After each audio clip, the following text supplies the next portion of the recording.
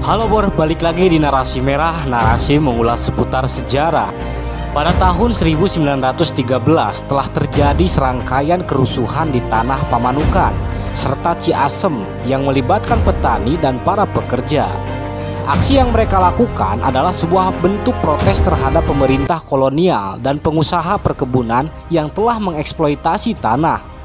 Para petani yang bekerja di perkebunan asing ini kerap kali diperlakukan secara semena-mena, bahkan tidak manusiawi. Pada awalnya, tanah partikelir Pamanukan dan Ciasem menjadi kawasan PNT berasal dari dua buah persil nomor 3 dan 4 yang terletak di Afdeling, Karawang. Kedua persil tersebut dijual pada bulan November pada tahun 1814 kepada J. Shrapnel dan PH Skelton. Berdirinya perusahaan PNT Lens dilatar belakangi oleh krisis keuangan pada masa Thomas Stamford Raffles. Tanah yang berada dalam penguasaan pemerintah kolonial ini kemudian dijual kepada pengusaha-pengusaha swasta.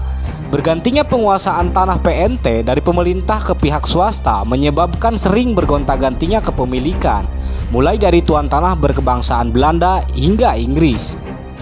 Pada tahun 1839, pemerintah Belanda mengambil alih PNT. Selanjutnya pada tahun 1840, tanah-tanah PNT dijual kepada dua saudara Hofland yang berkebangsaan Belanda. Dalam perkembangannya kemudian, tahun 1858, Peter William Hofland memberi saham saudaranya atas tanah-tanah itu. Ia menjadi pemilik tunggal hingga meninggalnya tahun 1872. Pada tanggal 16 Desember tahun 1886, PNT berubah menjadi Maatschappij tot Exploitative van de Pamanukan en Ciasem Landen.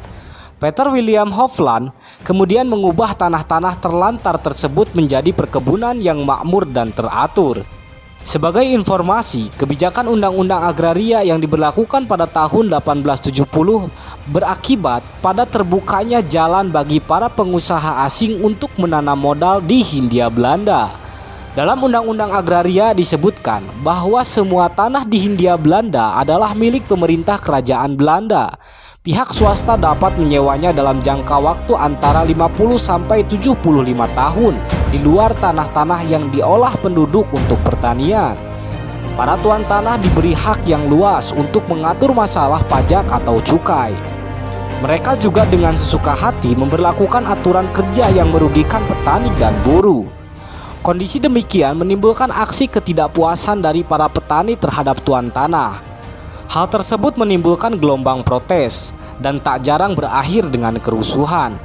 Demikian juga di tanah partikelir Pamanukan dan Ciasem. Pada tanggal 7 Juni tahun 1913, sebanyak 350 orang dari 6 desa di wilayah Pamanukan dan Ciasem mengajukan tuntutan meminta keringanan kewajiban pajak.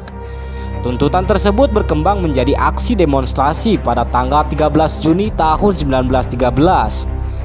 Para petani membubarkan diri setelah bupati menyatakan akan memperjuangkan permintaan mereka.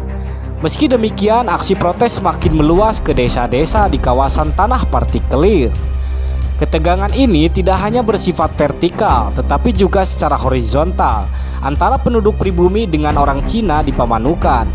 Penduduk pribumi yang dimaksud adalah para santri dari pesantren Tegal Gubuk, dekat Arjawinangun. Mereka bekerja sebagai buruh musiman saat musim panen tiba. Di musim panen, daerah Karawang selalu kekurangan tenaga kerja, sehingga harus mendatangkan tenaga kerja dari luar daerah. Saat itu, Angtuk Liong yang berasal dari daerah Pecinan melakukan tindakan pemukulan terhadap Taswan yang berasal dari desa Jonggol. Adapun pemicu dari aksi kekerasan tersebut berawal dari percekcokan mereka tentang harga sepotong kain. Masalah yang bersifat individual tersebut berkembang melibatkan massa, namun konflik dapat diredam oleh polisi setempat. Pada tanggal 19 Juni tahun 1913 bersamaan dengan hari pasar, dua orang pribumi membuat kekacauan di toko milik Lim Sin dan Chiang Ganbi. Polisi tidak dapat melacak identitas mereka. Tak lama kemudian muncul desas-desus bahwa tanggal 26 Juni para santri akan menyerang Pecinan.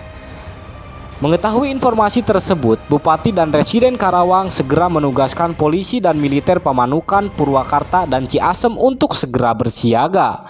Tepat pada tanggal 26 Juni mereka berjaga-jaga di sekitar pasar dan kampung Cina untuk mencegah berlangsungnya aksi massa tersebut.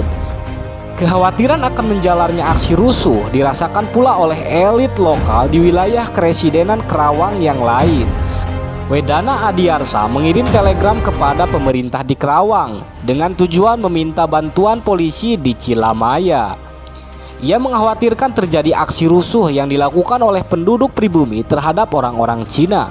Sementara itu masih di tahun yang sama, penetapan cukai padi naik hingga 200%. Penyebabnya adalah pengukuran kembali terhadap tanah yang diusahakan oleh penduduk. Hasil tanah tersebut lebih luas dibandingkan sebelumnya. Para petani mengeluhkan kenaikan cukai padi dan memprotes pada pihak yang berwajib, tetapi tidak mendapat respon sama sekali. Dengan emosi, para petani kemudian membuat jebakan dengan melintangkan pohon di Jalan Wera Subang, berharap akan terjadi kecelakaan mobil. Mereka bahkan mencoba membakar pabrik karet yang ada di wilayah tersebut. Pada tanggal 7 Juni tahun 1913, Kontrolir Subang mengunjungi kediaman Wedana Pamanukan dan mencoba berdialog dengan para petani Cigugur dan Bojongkending. Sekitar 350 orang datang untuk menyampaikan keluh kesah mereka. Suasana menjadi rusuh ketika Kontrolir dan Wedana tidak mampu memenuhi tuntutan massa. Kedua pejabat beralasan bahwa mereka harus memeriksa tuan tanah dan berkoordinasi dengan asisten residen.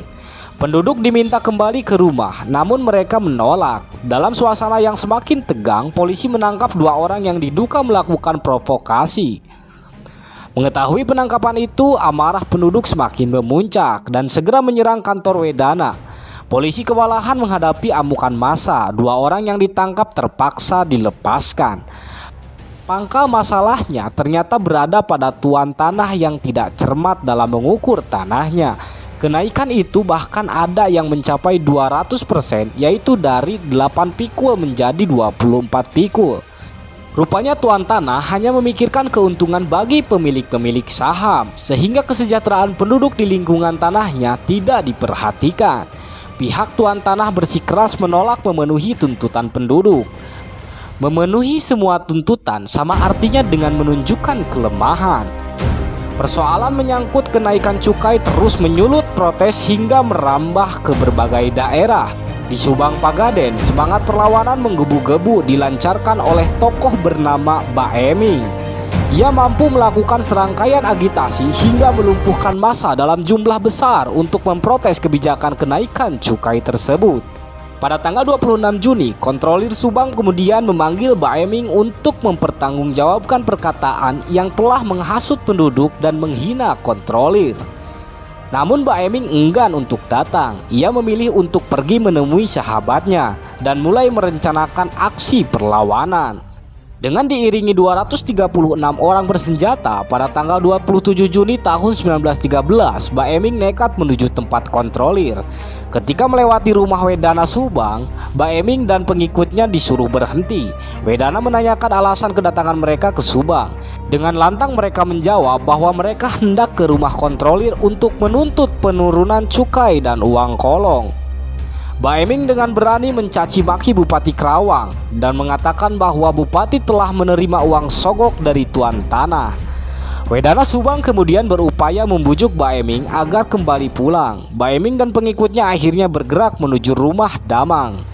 Di sana ia mengancam seorang juru taksir pribumi yang kebetulan sedang berada di tempat itu. Baeming mengatakan bahwa ia akan membunuh juru taksir tersebut bila berani memungut cukai di tahun mendatang. Pada tanggal 28 Juni dilakukan penangkapan terhadap Baeming. Asisten residen kemudian melakukan penyitaan terhadap senjata pusaka milik Baeming dan pengikut-pengikutnya. Perlawanan Baeming pun dapat dipadamkan. Para petani yang melakukan aksi serupa juga bernasib sama, yaitu ditangkap dan dipenjara. Nah, itu dia Bor, sekilas tentang gerakan sosial di tanah partikelir. Bagaimana menurut kalian? Silahkan tulis di kolom komentar.